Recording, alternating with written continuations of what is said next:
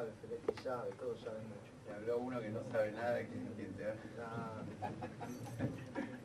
Del 38% al 60,5%.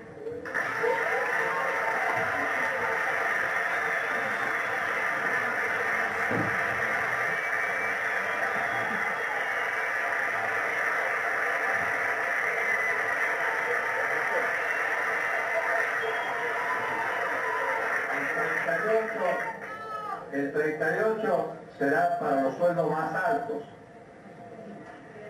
Y para el sueldo de los que ganan lo mínimo, que es 9.800 pesos,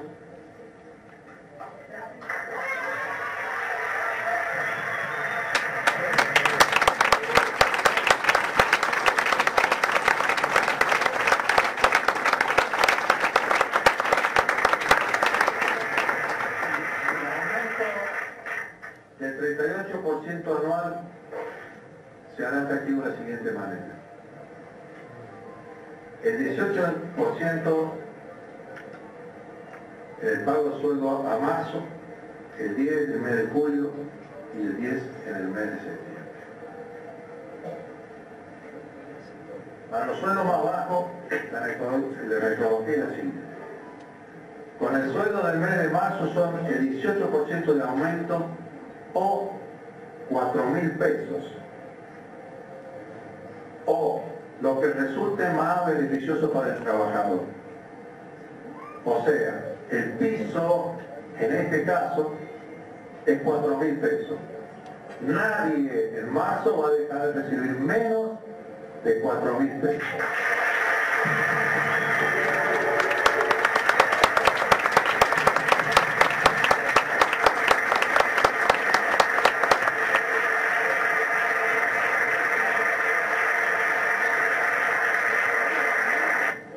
El mínimo que van a recibir los trabajadores son los 9.800 más 4.000, que se hacen 13.800 pesos, por encima del índice de pobreza.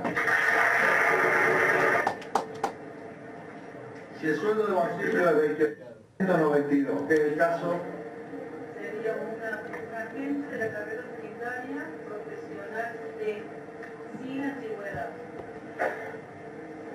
lo mismo el porcentaje para los que ganan más de eso, por supuesto. El sueldo de marzo se va a 33.266. El sueldo de julio 36.086 y en septiembre 38.905. Sin considerar ni el incentivo docente ni las asignaciones familiares. Gana 15.816 pesos. En marzo va a ganar 19.816. En julio 21.816.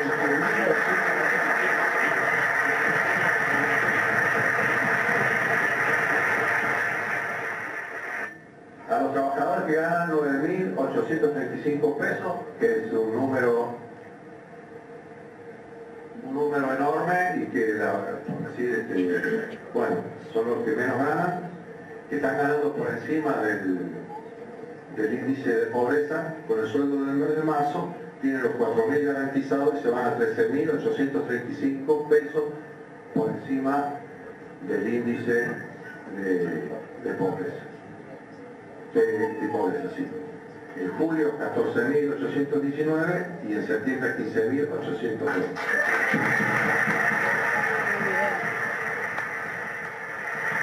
El plan de inclusión social, que fue una ampliación universal, bueno, después fue, bueno, no voy a decir lo que pasó, pero se cayó el salario, lo que perciben ellos como remuneración o honorario o incentivo, como quieran, beneficios que reciben. Siempre dije, cuando fui gobierno y fue el creador del plan de inclusión social, que debía estar por encima del índice de indigencia. Hoy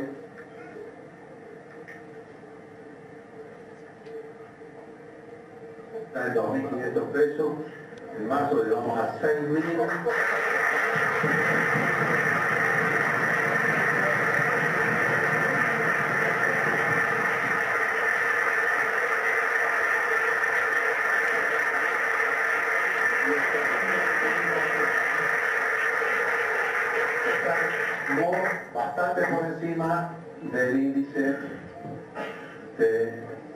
indigencia. Agradezco a los dirigentes gremiales, de los gremios estatales, a los dirigentes gremiales docentes, que han actuado con muchísima prudencia, razonabilidad. Hemos mantenido el diálogo dentro de lo posible, lo más que pudimos, y bueno, tuvimos confianza de alguna manera en los anuncios y espero no haberlo defraudado. Vamos a continuar con todos los planes, vamos a hacer un plan muy fuerte para las escuelas generativas, para las escuelas, para los clubes, para la gente humilde, más planes, más obras, por esto lo vamos a continuar. Y hemos preservado, hemos podido lograr este aumento que yo le voy a decir algo, yo siento que estamos haciendo un buen aumento, pero vamos a alcanzar más justicia, vamos a buscar más justicia y la vamos a alcanzar.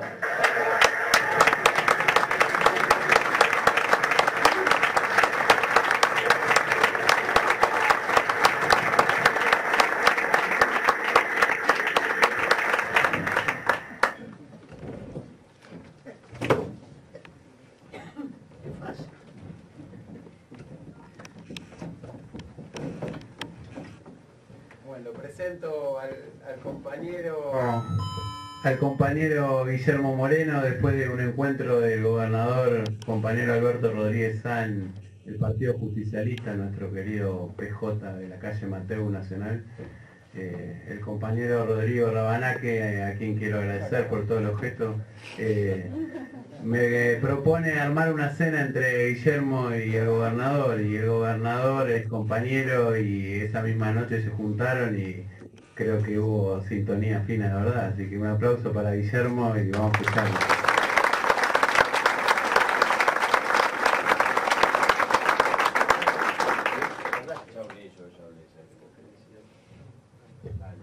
Rodrigo.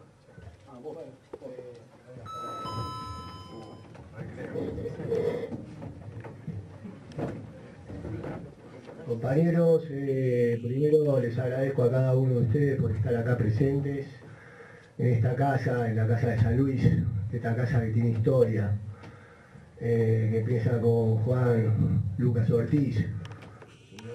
No me deja mentir el compañero, que fue el primer gobernador allá del Triunvirato en 1810-1812. Después siguió con el compañero, un prócer, Juan Bautista Baigorria, compañero que fue con Juan Bautista Cabral, que le salvaron la vida al general San Martín, allá en la batalla de San Lorenzo en 1813. Después siguió con Teófilo Sá, siguió con Adolfo Rodríguez Sá, allá en la Revolución Radical, en 1902, 1909, 1912, y volvió a tener un segundo mandato en la gobernación. Y después tenemos a estos dos hermanos, Adolfo, al Alberto, claro ejemplo, que cuando después se juntaron con Guillermo Moreno, que estaban en la misma sintonía, nosotros empezamos a oír de las palabras del Alberto, que quería la unidad del peronismo y que no tenía ningún problema de juntarse con Cristina Fernández de Kirchner y que no tenía ningún problema de compartir una fórmula con ella.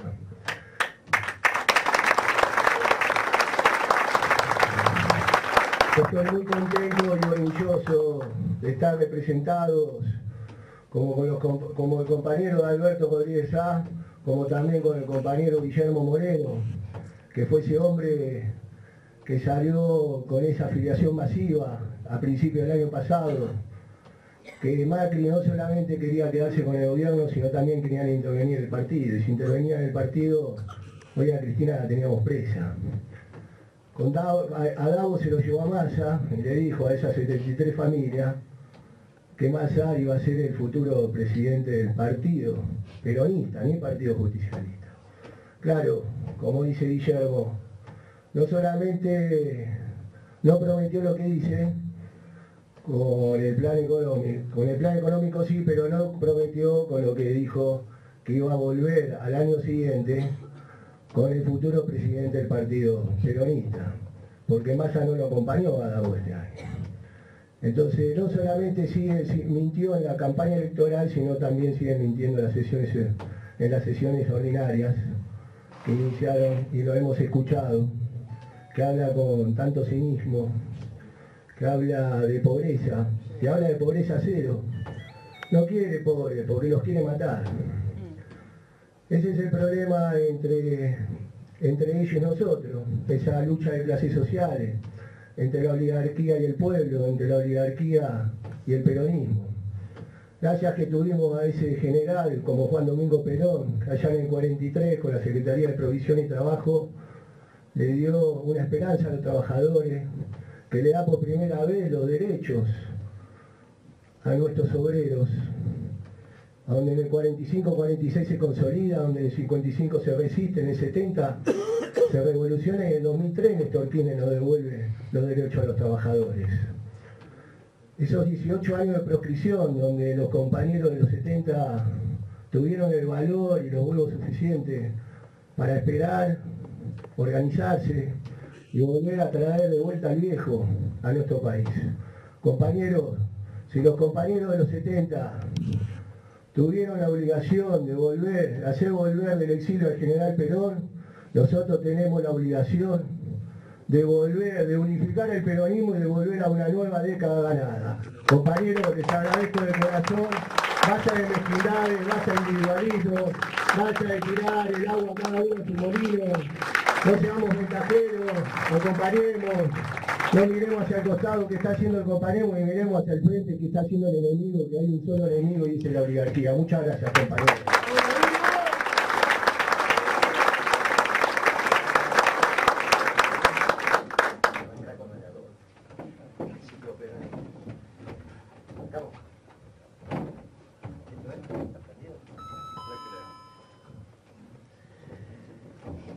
Bueno, compañeros, disculpen la demora, pero el tráfico estaba difícil. Y lo que más lamento, no haber escuchado a los anteriores oradores, así que te pido disculpas, sé lo que pensar, Roberto también, pero me hubiese gustado escuchar. Una pequeña corrección sobre el discurso de mi amigo y compañero Rodrigo. Lo del 2003 fue posible porque tuvimos dos presidentes peronistas antes que fueron allanando el camino. Uno fue el gobernador de esta casa, nombraba el director de esta casa, y también se llama Rodríguez Sanz, el hermano del que estuvo ahí en nuestro video llenándonos de peronismo recién, Adolfo, y el otro fue Dualde. Los internas, los pelean, estamos todos. Obviamente que en el peronismo, cada vez que nos encontramos, y no hay radicales, y no hay cosas raras, ¿no? Salen las cositas. Pero el ciclo peronista empezó allá en el 2001, en esa semana, siguió con el 2 de enero asumiendo Dualde, y después tuvimos en el 2003 la elección en una interna general, después la empezamos a llamar PASO, pero no se olviden que por primera vez un partido de Occidente, el más importante de Occidente, tuvo 3 candidatos a presidentes del Partido Justicialista. Muchos de los que están acá no votaron, obviamente, no tienen la edad, pero tenemos mucho de pelo blanco que no podemos hacer, pero muchachos, fue una elección general en una interna del peronismo, porque finalmente el peronismo, como no les gusta a ellos que nosotros digamos, completa la Argentina, por eso es el movimiento nacional, y sobre eso es que debemos reflexionar, porque está claro que el peronismo vuelve al gobierno. De esto ya estamos percibiendo, ya está, digamos. El año pasado podíamos discutir, y para esta época estábamos pidiendo a los compañeros que se afiliaran, porque no queríamos que el proyecto oligárquico desembarcara también en nuestras costas, y este año ya nos asoma la responsabilidad del gobierno. Ya sabemos que este experimento está terminado, lo cual no significa que no vamos a respetar y deseamos que se respeten estrictamente los tiempos institucionales. Pero decimos que está terminado porque en términos técnicos no hay capacidad de reproducción del capital. En términos callejeros, salvo trigo, maíz y soja, no hay ninguna empresa rentable hoy en la Argentina. Y trigo, maíz y soja en la zona núcleo, porque si nos alejamos con la soja y nos alejamos con el trigo ya empezamos a tener problemas. Y es muy difícil administrar la República Argentina con empresas sobre 3 sectores que sean rentables.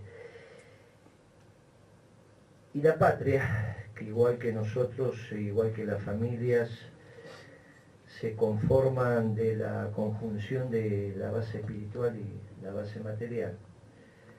Está claro que ustedes son cuerpo y alma, las familias son cuerpo y alma, la Argentina es cuerpo y alma.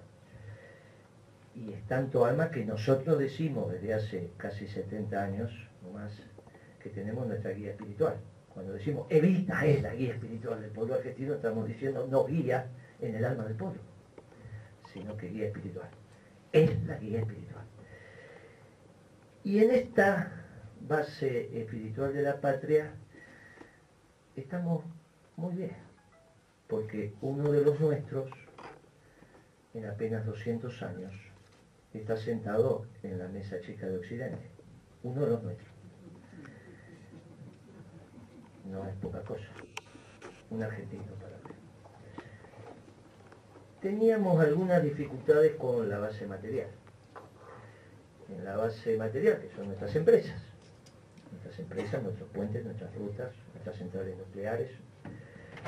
Nuestras empresas conformadas por los empresarios y por los trabajadores, sector privado. Tuvimos algunas dificultades. Y por eso la elección salió como salió. Y no tiene sentido que nosotros no reconozcamos que en la base material de la nación tuvimos dificultades. Porque está claro que la oligarquía no nos votó, pero de ahí para abajo la sociedad se dividió. Tenemos cartoneros que votaron, tenemos los guardias de emergencia que votaron del otro lado, y tenemos en los sectores, votaron un lado y del otro, y no ganaron. Entonces, en la base material de la nación tuvimos problemas. Múltiples facetas, pero tuvimos problemas. Está claro, un año vista de este experimento oligárquico, que la base material se está encontrando con la base espiritual. Porque los que tenían dificultades empiezan a ver que sus empresas no son rentables. Y si no son rentables, la lógica indica que necesitan un gobierno que cree empleo, que es lo que decía Pedro, gobernar es crear trabajo, y para eso necesitamos empresas rentables. Entonces, de alguna manera, nos vamos encontrando, y esto es lo que empieza a pasar, a tiempos distintos, a velocidades distintas, obviamente. Y no vamos a pretender la unanimidad, pero está claro que cuando digo el peronismo vuelve, es porque se está juntando la base material y la base espiritual, que es el proyecto de nación. Y eso es el peronismo, completa. Y ellos dicen, bueno, lo que pasa es que los populistas creen que son todos. Y sí, somos todos. Con nuestra diferencia somos todos. Por eso en el 2003 elegimos presidente en una gran interna del peronismo. Y les guste o no les guste, pasó eso. Teníamos 3 candidatos peronistas, llegó uno segundo, después no hubo balotaje y ahí transitamos. Y después nos juntamos todos. Que es similar a lo que está pasando ahora. Con una diferencia sustantiva. Porque quizás por primera vez vuelve el peronismo a administrar la cosa pública, atendiendo al bien común, sin tener al mundo en contra. O al menos los elementos ordenadores centrales del mundo en contra. Ustedes imagínense al general Perón, pensando su doctrina de la tercera posición, cuando la tercera posición implicaba confrontar con los 2 vencedores de la Segunda Guerra Mundial, con la Unión Soviética y con los norteamericanos. Y el general Perón empezó a pensar un modelo de desarrollo cuya centralidad era el hombre y su familia, y era absolutamente antitético a lo que había ganado la Segunda Guerra Mundial y que dominaba el mundo. ¡Qué soledad! ¡Qué tremenda soledad! Y sin embargo el hombre batalló, consideró que tenía que expresarle su doctrina al mundo y que era difícil. Era difícil. Sin embargo, no tuvo tapujos en plantear la doctrina y decir, esta es la única que a la larga satisface al hombre, a su familia y a los pueblos, en un marco de libertad. Y fueron pasando las décadas, nos hicimos medio marxistas, nos hicimos medio, acá los setentistas, que peinamos canas, era más fácil levantarse minas, pero nos hicimos, fuimos transitando y llegamos fin del 2016, principio del 2017 y acá estamos. Y entonces, en el acá estamos merece una reflexión el próximo gobierno peronista, que inexorablemente va a administrar los destinos de la nación, sobre qué elementos, qué vectores ordenadores básicos tenemos que generar para que el próximo gobierno peronista sea un ejemplo para los pueblos del mundo de que un modelo de desarrollo donde pone en valor los vectores nacionales, cuando digo pone en valor los vectores nacionales, esto es el interés nacional como ordenador de todas las decisiones, sea un ejemplo para el resto de los pueblos del mundo y demostremos que cuando gobierna un proyecto nacional y popular, brota lo mejor de los pueblos y no lo peor de los pueblos. Porque está claro, sobre todo para los veteranos, que también está en juego que puedan brotar lo peor de los pueblos.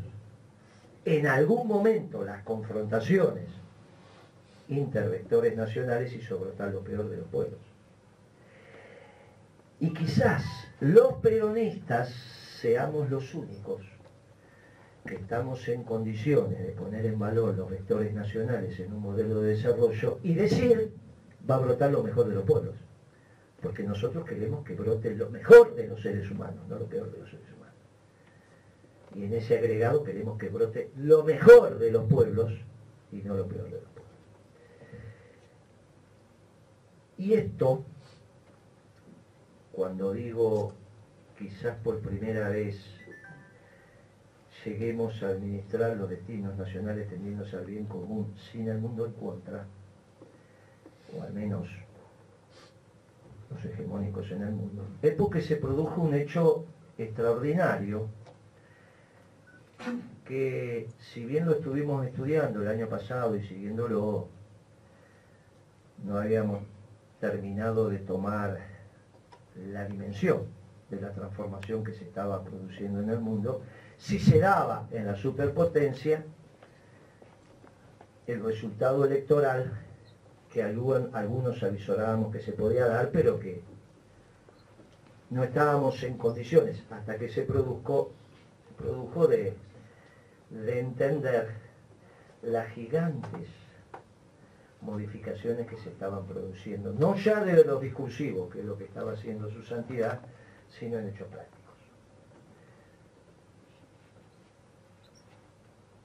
El triunfo el 8 de noviembre de Trump y la asunción el 20 de enero en la presidencia de los Estados Unidos le puso una lápida al consenso de Washington. Nosotros, nuestro gobierno nacional y popular, a partir del 2012, desafió el consenso de Washington a través de uno de los pilares centrales de ese mundo que se creó a la salida de la posguerra y que se coronó con la caída del muro de Berlín. Y se estructuró un mundo de una única velocidad que fue clarita en esos documentos que comenzaron a circular y que de manera orgánica se terminó llamando el Consenso de Washington, cuando confrontamos con la Organización Mundial de Comercio. Nosotros, cuando tenemos que administrar el comercio exterior, confrontamos decididamente contra uno de los dos pilares que tenía el funcionamiento del sistema global, en términos políticos y en términos económicos.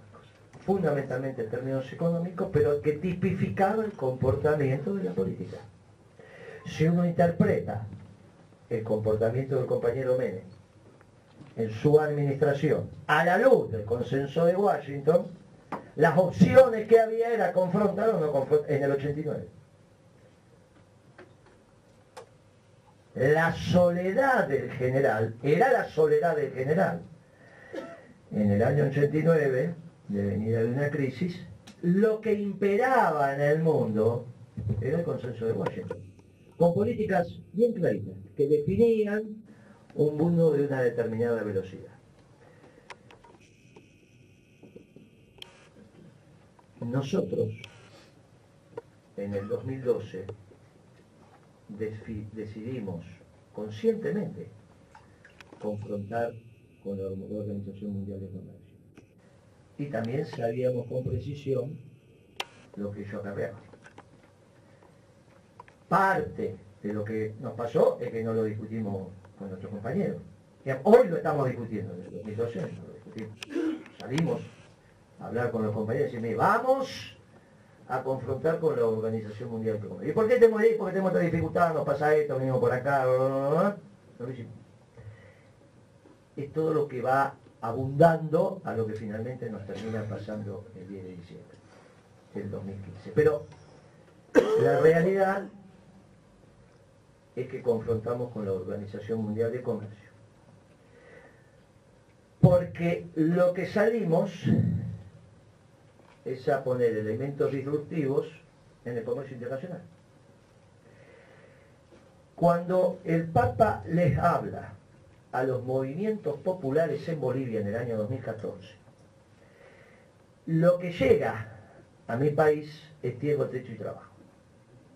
De hecho, hasta se arman consignas políticas, movimientos. Ese es el consecuente de lo que dice el Papa. Hay un antecedente que él pide para los modelos de desarrollo, que es que sean justos, inclusivos y sustentables. Y dice, para eso tenemos que resolver qué vamos a hacer con el libre comercio. Lo dice en Bolivia. Lean el discurso. Ahora nos vienen con estos acuerdos de libre comercio.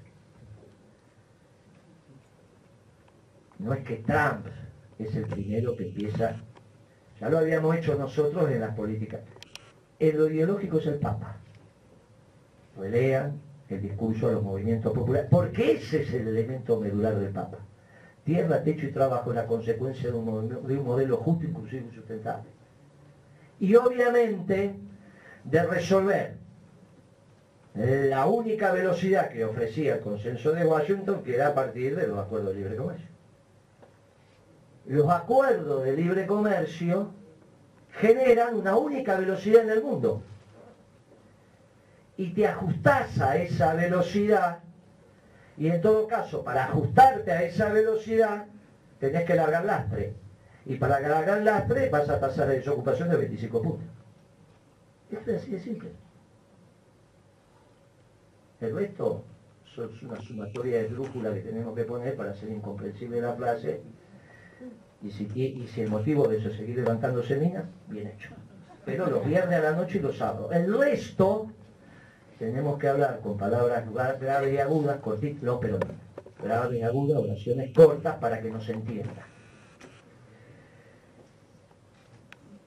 La llegada de Trump decididamente termina con el Consenso de Washington, termina objetivamente con la Organización Mundial de Comercio y con el Fondo Monetario Internacional. Decir esto, cuando las instituciones siguen vivitas y coleando, bueno, es porque estamos transitando estos procesos. Cuando uno los lee en el ciclo largo de la historia, es más fácil. Cuando uno lo está viviendo, es mucho más complicado. no hay ninguna duda que Trump va a administrar el comercio exterior. Con las de Jai, qué sé yo, utilizará otros instrumentos. Con el teléfono no, parece ser con los tweets. Llama a los dueños. Y aparte tiene 14 portaaviones. Si tiene 14 portaaviones, no hay muchas posibilidades de pensar que no le va a salir. Pero esto se está jugando. Y en este juego todas las fuerzas están lanzadas. Y de estas fuerzas que están lanzadas, también están lanzadas las fuerzas de que pueda brotar lo peor de los vectores nacionales en un pueblo como el norteamericano, que fue el único pueblo que desarrolló la energía nuclear en términos de armamento y la utilizó. No hay ningún otro pueblo en el mundo que haya utilizado armamento nuclear contra otro pueblo en la envergadura que lo han utilizado ellos.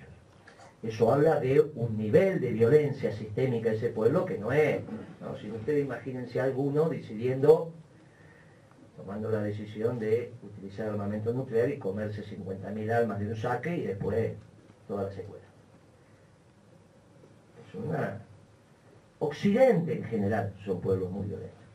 Por eso los cortes de la historia le hacemos por la batalla, los nuestros también. Vamos pensando de batalla en batalla. Somos pueblos violentos. Esto, en la definición del Papa de la Tercera Guerra Mundial, no es un tema menor. No es que el Papa dice, estamos atravesando la Tercera Guerra Mundial porque quiere poner de cabeza a la gente y hacerla. Lo dice y sabe que está generando una definición extraordinariamente cruda, porque todos entendemos lo que es una guerra mundial. Y lo dice, y no se equivoca, lo dijo varias veces.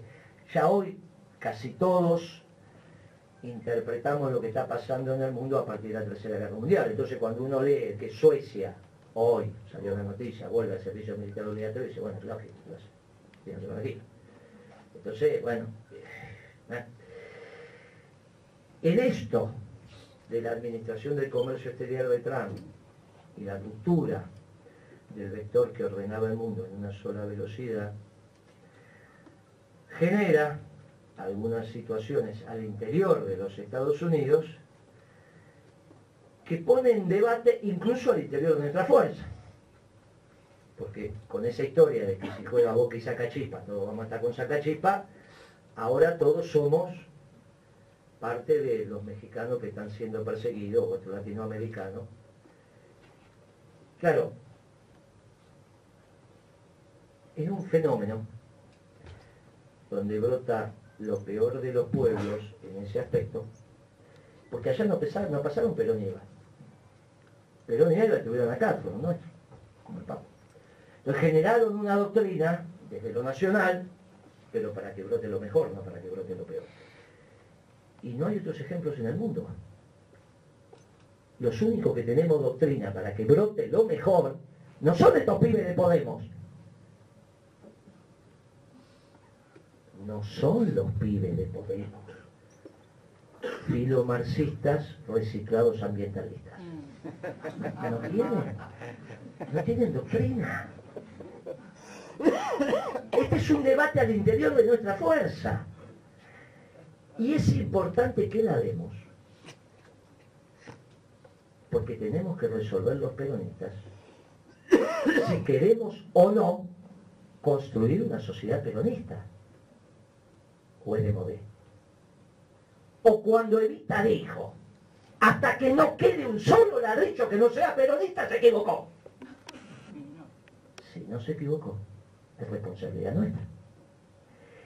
En nuestro espacio político, donde está claro que vamos a transitar con objetivos comunes con otra fuerza, nosotros los vamos a transitar, pero basado en nuestra doctrina. Y que si aparte es la única que quedó en pie en el mundo, tenemos la obligación de conformar un modelo de desarrollo peronista para que sirva de ejemplo al resto de los pueblos del mundo para que en el resto de los pueblos del mundo no brote lo peor, sino lo mejor. Entre otras cosas, que a nadie se le ocurra que para desarrollar su país hay que hacer muros. Ahí brota lo peor. Es imposible desarrollar los distintos pueblos del mundo si no instalamos los vectores nacionales. Y es muy antipático y violento para la humanidad que para que este se desarrolle y este no, levantemos un muro. Ahora, para conseguir que los pueblos instalen sus vectores nacionales de acuerdo a las características que tiene como construcción de la nación y de su patria, el mundo tiene que aceptar que pueda haber distintas velocidades.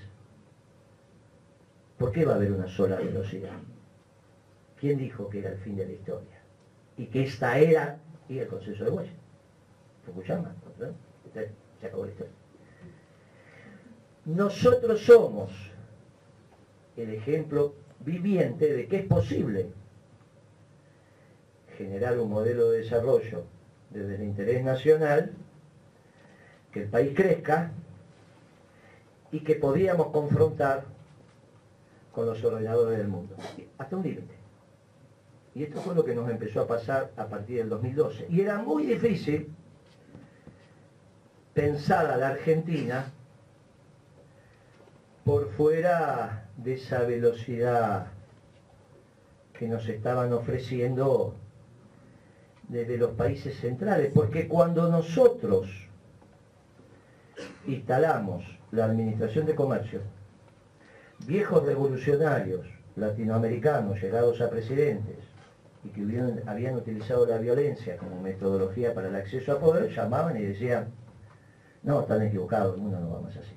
Y después se reciclaban ambientalistas, porque esto es lo que pasó con los edificios. Sin embargo, no pasó. Estábamos solos. Y dejamos de hacerlo y de estarlos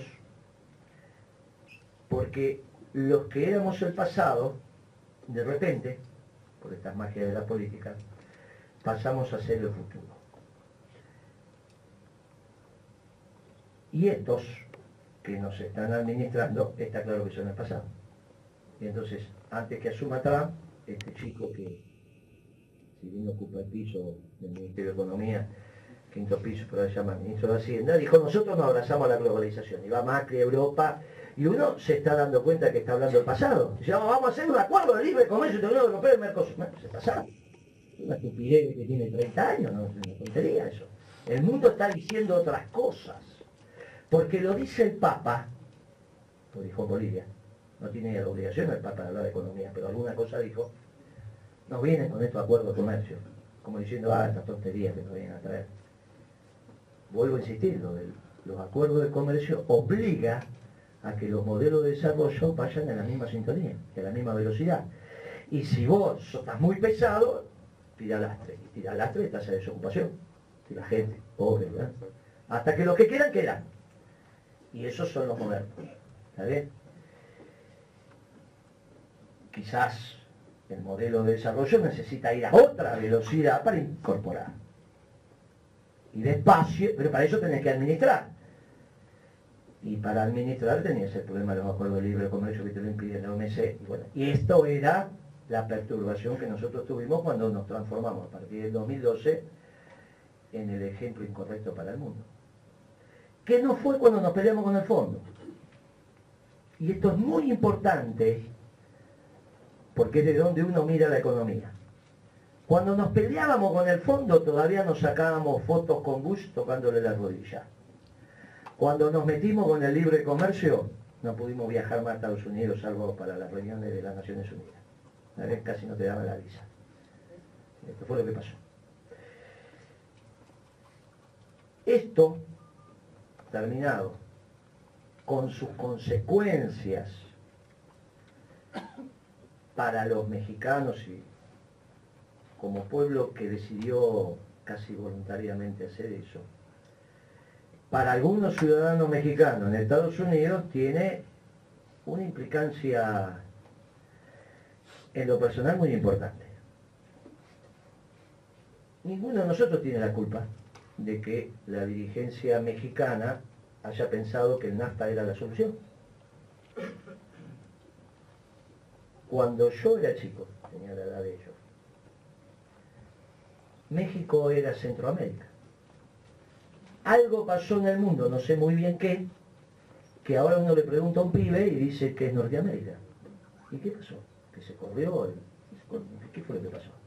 Y pasó que perdimos a México. Perdimos la película mexicana, perdimos, ya no sabemos lo que es el PRI, esta alianza histórica entre el PRI y el peronismo, ya nuestros exilados no sé si irían a México. Esta relación entre México y Argentina, pero por nosotros, no ellos. Ellos decidieron ser Norteamérica. Un pedacito de México decidió ser Norteamérica. Si el NAFTA era la política correcta, nos equivocamos en Mar del Plata. Y esto es lo que empieza a perturbar también el proceso de construcción de las ideas dentro de nuestro espacio político a los que no son peronistas. Por eso querían que ganara Clinton. Entonces teníamos una cosa extraña en nuestra fuerza política, con los amigos, aliados y todos los nombres que le quieran dar. Mientras Macri quería que ganara Clinton, ellos también. Pero es raro esto. No hace falta hacer ningún curso de política. Si Macri quiere que algo, nosotros queremos otro. Es una cosa... Ahora,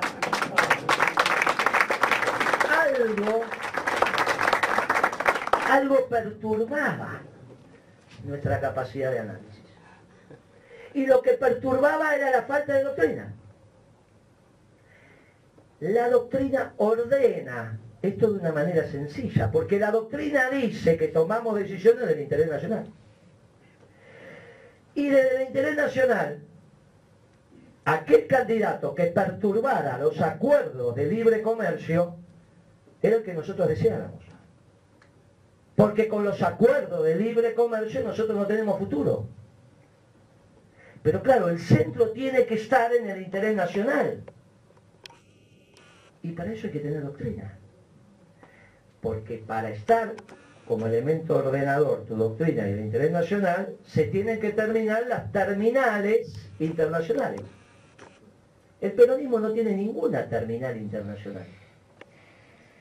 Cuando uno lo analiza desde el interés nacional, lo analiza el interés nacional. ¿Qué es lo que hace Trump cuando dice trabajo norteamericano con productos norteamericanos? A ustedes les suena familiar, si es lo que decíamos nosotros desde 4 años para acá. En ese aspecto estamos bien. En el aspecto de perseguir a los pueblos hermanos estamos en un lío bárbaro. Por eso decimos, no, es medio peronista, todavía le falta la parte más difícil de transitar, que es transformarse en humanista y cristiano. En querer al pueblo, en querer a la gente, en querer a los pueblos y sobre todo a los pueblos hermanos, que son los que son frontera contigo. Ahora,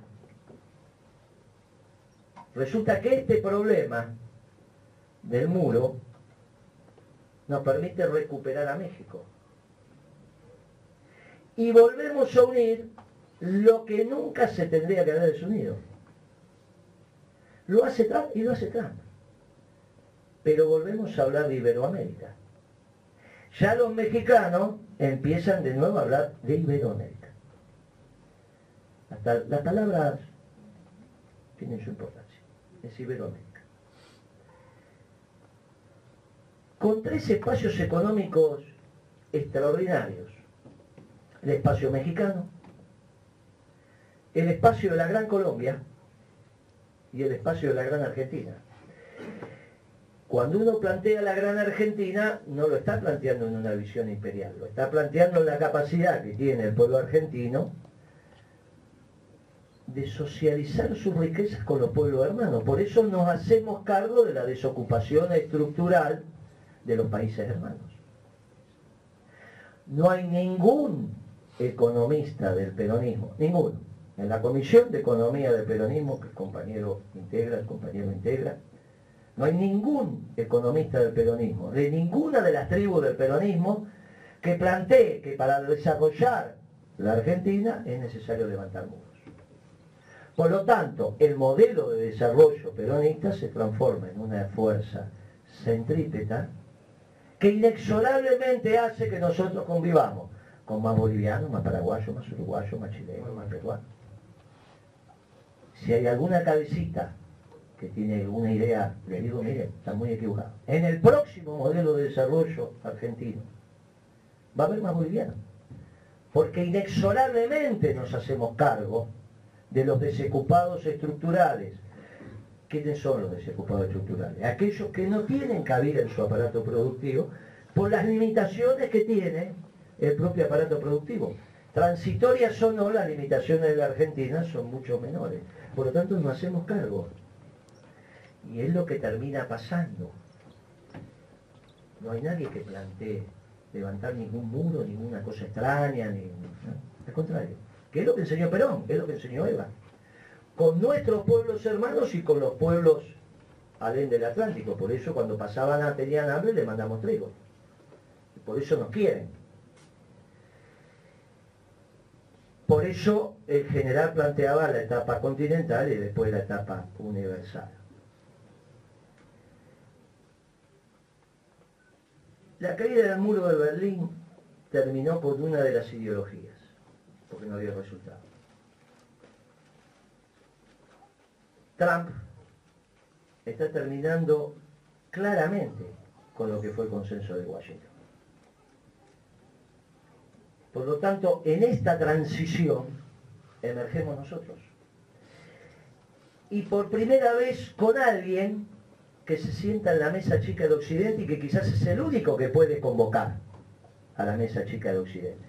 Más, si ese no está sentado en la alianza entre los nuevos ganadores, ¿quién va a hablar por los que no tienen voz?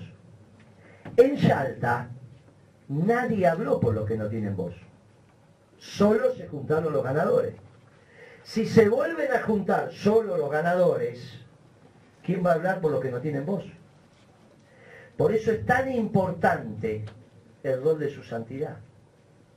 Por eso es tan idiota hostigar a su santidad, aunque sea un hombre de nuestra fuerza, o pretendidamente de nuestra fuerza, y que pretendidamente escribe en uno de los medios que aparentemente dice que rompe el cerco de este gobierno oligarca. ¿Será? Porque si el único que se puede sentar en el nuevo Yalta para hablar por los que no tienen voz es su santidad, lo que tenemos que hacer es protegerlo, cuidarlo, quererlo, rezar. Hacer todo lo que tenemos que hacer porque es el único que se puede sentar. Si no, se van a sentar Putin y Trump. ¿O alguien tiene alguna duda que son los ganadores? Piensa que se puede armar un eje entre Alemania y Chile, pasando por la India, como dice la Carrió.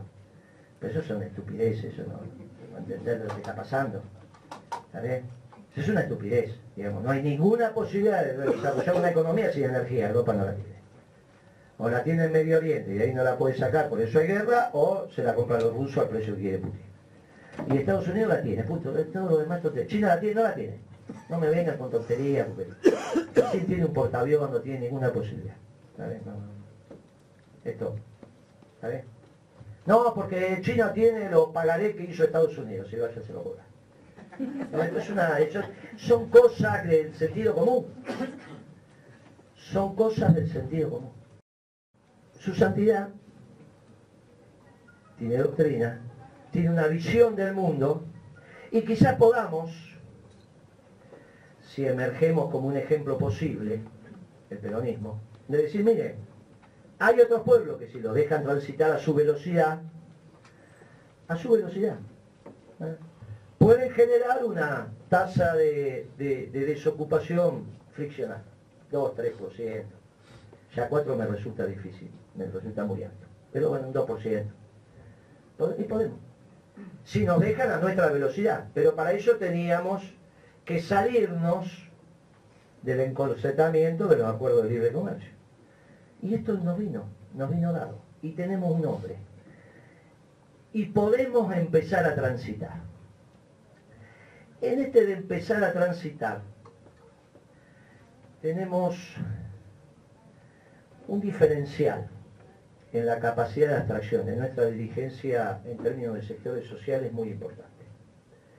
Tenemos unos dirigentes sindicales extraordinarios que tienen capacidad de abstracción. Cualquiera de ustedes que reflexione con el secretario general de cualquier sindicato encuentra un cuadro político, le puede gustar más o menos lo que dice, pero encuentra un cuadro político. Pero se ocupó de que los dirigentes sindicales fueran cuadros políticos. Y después, los sucesivos dirigentes sindicales fueron formatos de dirigentes sindicales. Nos puede gustar un poco más, un poco menos.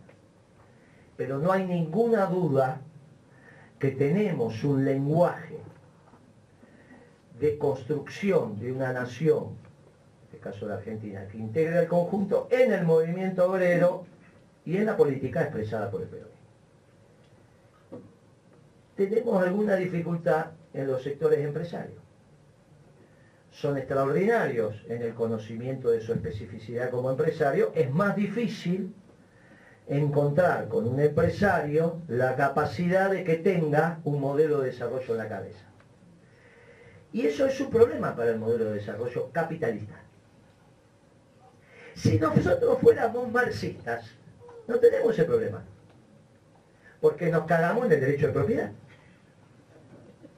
Pero el problema es que no somos marxistas.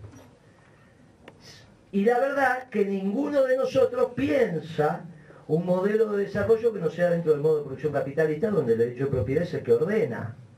Después discutimos la distribución del ingreso. Acabamos de hacer un seminario el viernes pasado donde un secretario general o un dirigente importante del movimiento obrero dijo: el 50-50 me quedó corto, vamos por el 60-40 de piso, a favor de trabajadores.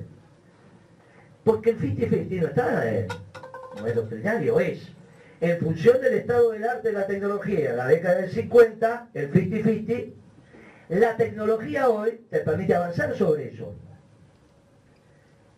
Y entonces el peronismo empieza a plantear el 60-40. Yo no creo que Rodríguez Sá nos haya escuchado, ni creo que él haya tenido tiempo de avisarle las pavadas que hablamos el viernes pasado, pero fue lo que hizo. Por eso se sorprenden ustedes. ¿Qué acaba de hacer Rodríguez Sá? Y acaba de hacer un 60-40. ¿Qué? ¿Se volvió loco? 60% aumento. ¿Qué hizo? Desordenó la distribución del ingreso a favor de los trabajadores. Rodríguez Sá. Interesantísimo. Salvo que él lo haya comentado, cosa que dudo, porque la decisión se la tenía, el peronismo empieza a transitar a un 60-40. Y muchos de ustedes la primera vez que lo escuchan. Bueno, la mayoría de los que están acá. Lo acaban de ver en el video, pero es la primera vez que lo escuchan. Ahora lo van a empezar a escuchar un poco más en la televisión. Nos vamos a empezar a ocupar de eso. Despacito, porque si no genera en el área empresarial un problema. Porque hay que explicarlo muy bien. Porque hay que explicar que conjuntamente con esto nosotros nos vamos por el derecho de propiedad. Y en el modo de producción capitalista, el ordenador es el derecho de propiedad, y lo que nosotros tenemos que avanzar es en el espacio de la distribución. Para los marxistas esto es muy fácil. Expropian todo, después no les resulta, como quedó demostrado, pero por ahí en los 70 este debate era todavía más caliente porque no estaba claramente demostrado que no funcionaba. Era un marco teórico que decía: no, mirá, hay un problema de incentivo, esto a la larga, si vos no explicás bien por qué un tipo va a laburar a las 5 de la mañana y otro a las 8 y por qué no... Bueno, pero ahora, después de que hace 30 años que cayó el muro de Berlín, es ridículo que pensemos que no. Esto ya nos dimos cuenta. En el tema de los incentivos, el sistema capitalista ordenó bien. En el tema de la distribución, un desastre. El peronismo nunca avanzó sobre el derecho de propiedad.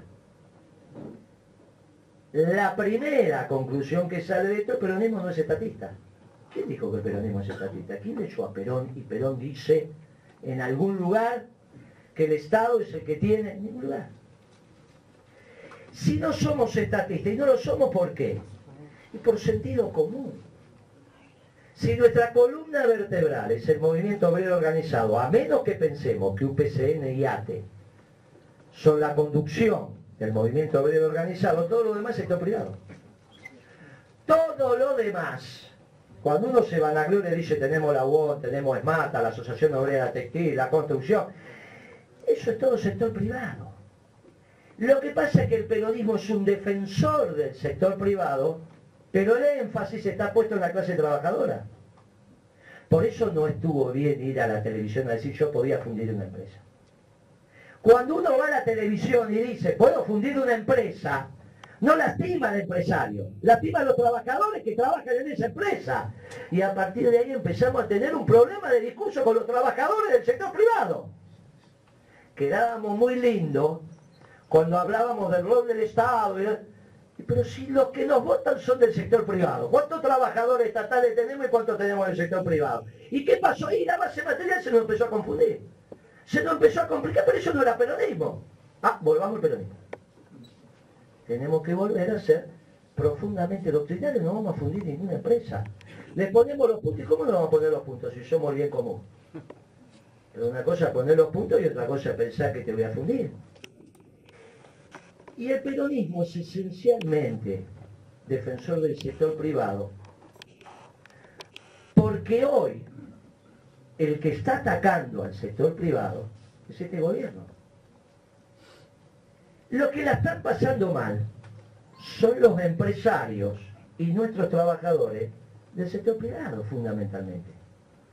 ¿Y a quién va a defender el peronismo? Y siempre a los que la pasan mal. Pero coincide con lo que dije antes, que a su vez ellos se dan cuenta que la están pasando mal porque su negocio no es rentable, y entonces van coincidiendo con nosotros. Los modales de Moreno, que no me gustan, bueno, para eso Moreno no va ni candidato ni nada, que vengan los que tienen buenos modales, pero lo importante es que venimos conceptualmente encontrándonos. Ya no me paran para decirme, no, lo que pasa que cuando ustedes administraron el comercio exterior, lo que pasa es que me frenaban mi capacidad de acumular capital. Ese es el mensaje del 2014-2015. Ahora que tienen la libertad de cagarse de hambre, se dan cuenta lo que empieza a pasar y confluyen naturalmente. En este confluir naturalmente nosotros lo tenemos que aprovechar para construir una militancia en el sector empresarial que haga que nuestros empresarios sean capaces de pensar el conjunto de la nación. Con los trabajadores ya lo tenemos. El peronismo se ocupó durante 70 años de hacer cuadros políticos del movimiento obrero organizado. Los sindicatos son de Perón, un poco más, un poco menos. Los sindicatos son de Perón. Hasta Palazzo, peronismo.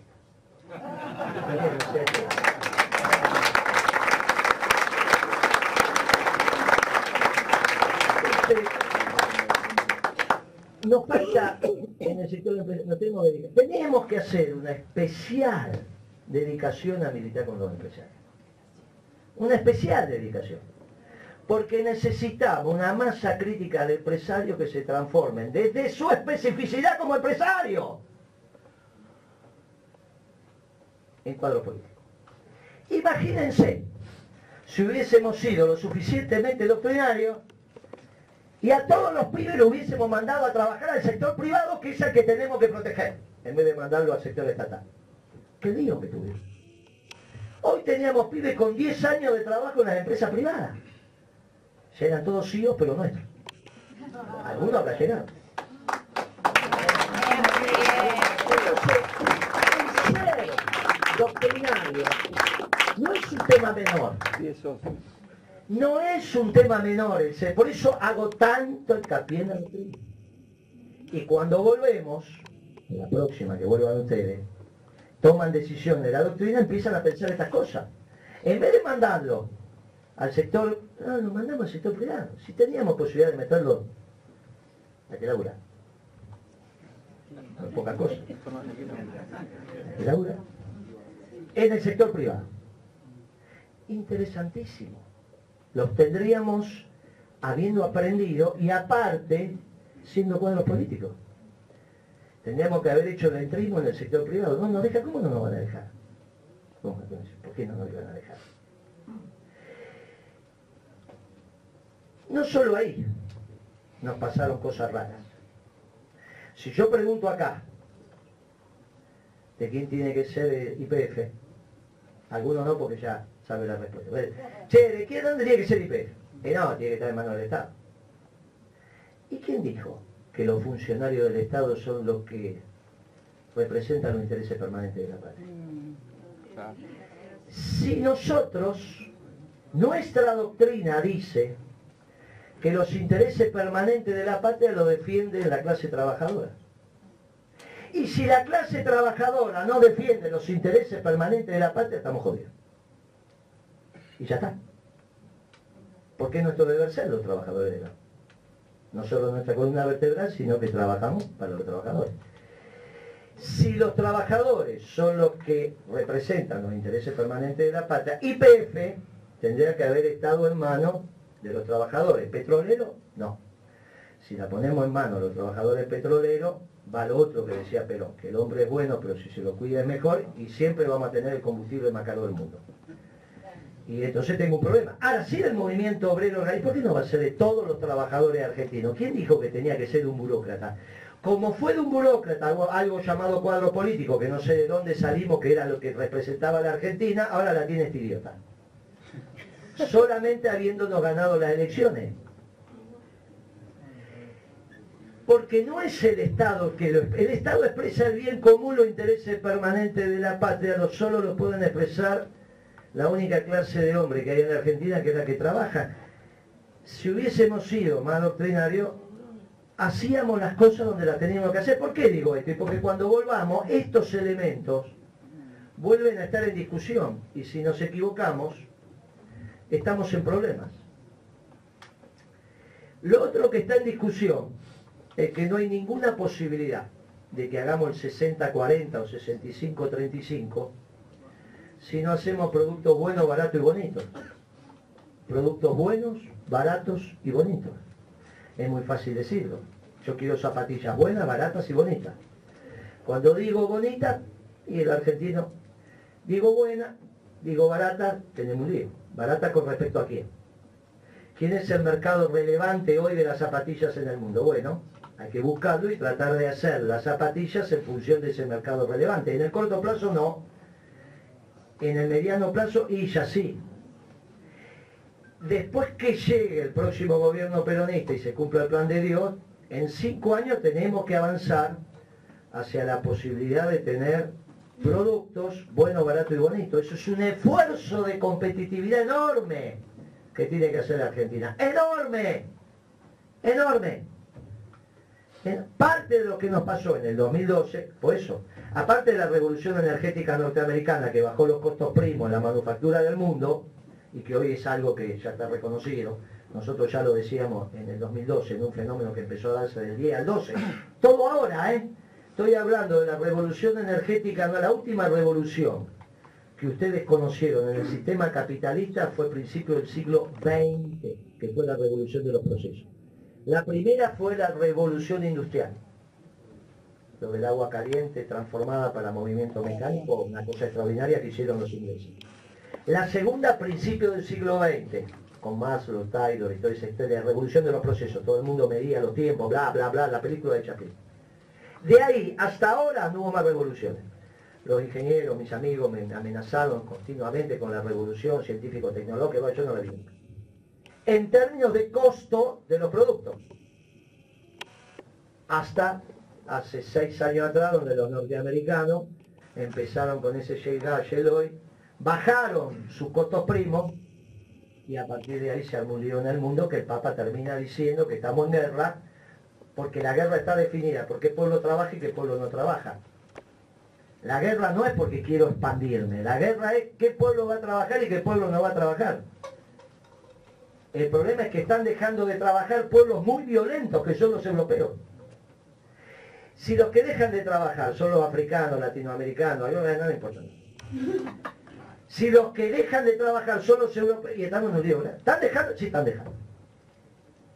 Y se juntan los dos que le están obturando la capacidad de trabajar, porque uno no le quiere vender energía barata, que es Putin. Y para que no la vayan a comprar en Medio Oriente, que sí se la puede vender barata, inventaron un ejército de la noche a la mañana. Y como eso no alcanzaba, apareció Putin. Y dijo que fue a defender a Siria, pero se fue con todo. Y nadie va a pensar que ahora que está instalado en Siria va a permitir que le vendan energía barata a Europa para que él no se la venda. Cara, es ridículo. Está claro que si Putin vende energía barata no tiene cómo financiar al Estado ruso. Casualmente, la modificación de la utilización de armamento nuclear, diciembre del 14 de la Federación Rusa, es cuando el Estado ruso no pueda garantizar la administración de la cosa pública en la Federación Rusa, está habilitado el presidente ruso, porque ya no es más basamento del Congreso ruso utilizar armamento nuclear, le delegó al presidente ruso, en este caso Putin, la utilización del armamento nuclear. O sea que cuando el Estado de la Federación Rusa no administre Rusia, puede utilizar armamento nuclear. Esto significaría, porque ustedes saben, cuando un Estado no puede administrar la cosa pública. Ya estamos acá en un proceso parecido, pero en el 2001 fue.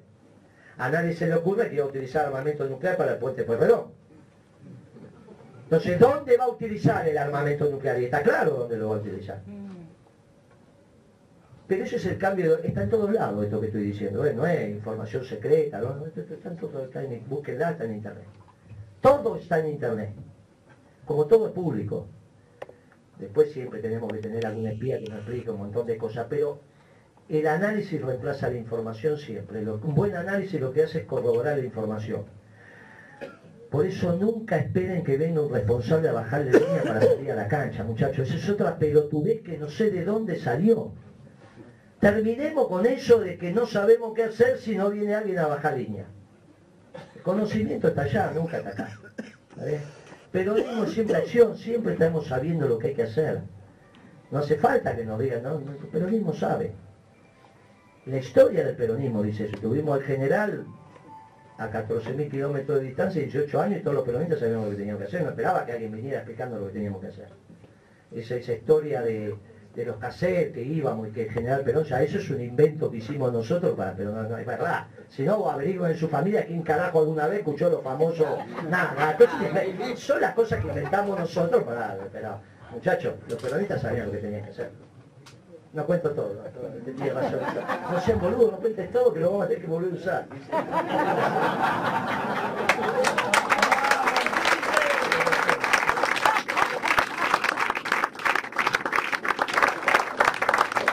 Entonces, el hacer productos buenos, baratos y bonitos implica una transformación y un esfuerzo competitivo extraordinario. Que lo tiene que hacer el movimiento obrero organizado, los empresarios y el Estado. Porque hacer productos que puedan ser comercializados internacionalmente, o en su defecto, que no me lo vengan a vender porque el mío está en un precio razonable, es un esfuerzo enorme. ¿Quién lo puede hacer? Y lo tiene que hacer el peronismo. Y nosotros le tenemos que decir a la sociedad que vamos a un esfuerzo. En ese esfuerzo de productos buenos, baratos y bonitos, te llevas todo el aumento de productividad. No esto como idiotas que te quieren hacer trabajar más y encima que se la lleven los oligarcas.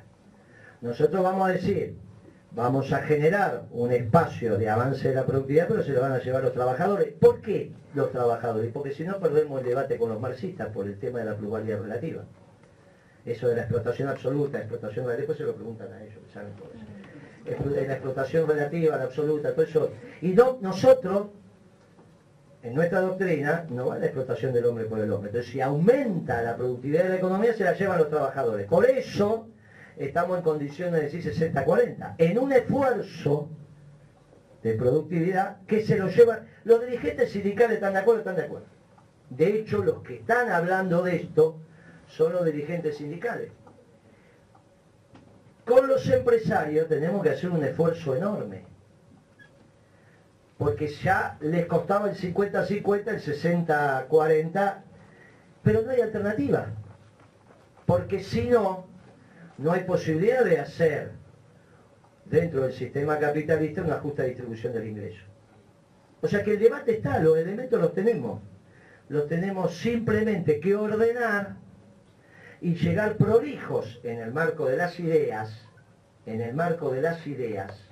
al próximo gobierno peronista. Porque aparte la única doctrina que quedó en pie es la nuestra.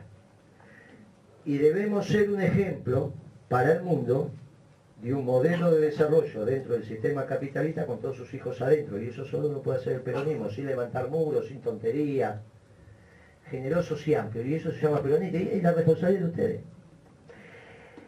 ¿Cómo se cristaliza esto? Y simplemente con una táctica electoral correcta. ¿Cómo es? Y ganar las próximas elecciones. Y para ganar las próximas elecciones tenemos que ir todos juntos. Si todas las encuestas que ustedes están viendo esta semana, la semana pasada, de las dos ofertas electorales peronistas, se hace una no daba arriba de 50 y otra daba 70. La de Aragón daba 50 y pico. Y la otra daba 70. ¿Pero qué les pasa? Que todo el resto del debate es ridículo. Si nosotros somos una máquina de ganar elecciones, tenemos que ganar elecciones. ¿Qué otra cosa hay que ir todos juntos para ganar las elecciones? Y después que ganamos las elecciones, en octubre, ¿qué va a pasar? Y va a pasar lo que tiene que pasar. En octubre, y espero que estos idiotas no se sigan algo, o que no hagan nada de ellos, pero es complicado manejar la sociedad como lo están manejando ellos, porque son unos imbéciles. Cuando yo decía que eran uno descerebrado, me quedé corto. Algunos me critican, son unos idiotas. Ahora está quedando claro, los conozco a todos. Los conozco a todos. Son unos descerebrados. Poniendo en peligro la gobernabilidad son ellos. Por eso el Barba Gutiérrez el viernes dijo, no, nosotros no garantizamos la gobernabilidad, la institucionalidad.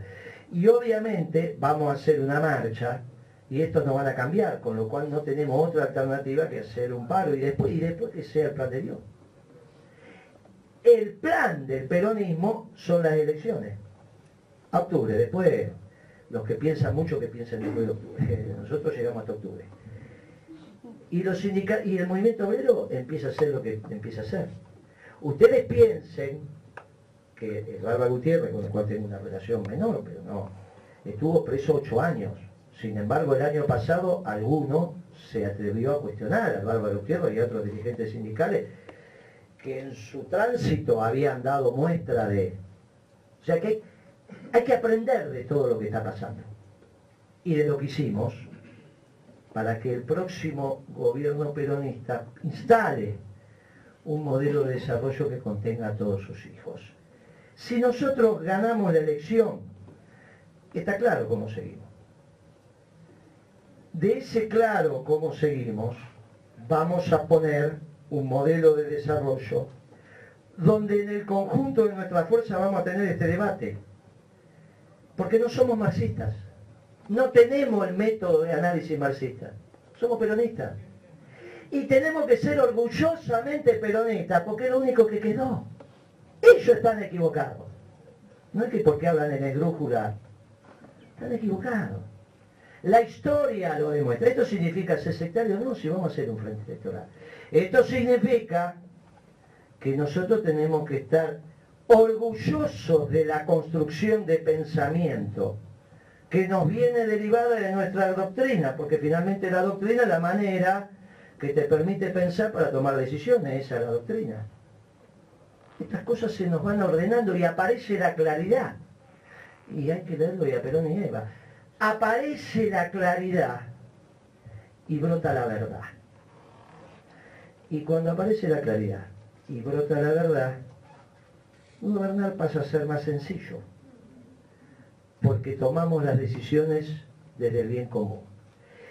Tomando las decisiones desde el bien común y generando un espejo para el resto de los pueblos del mundo, a su vez le vamos a hacer también un favor a su santidad, porque va a poder señalar él con el dedo, mire, a mí me parece que algo que se puede imitar en el mundo es un país de allá, de América del Sur, ¿por qué no van a pensar?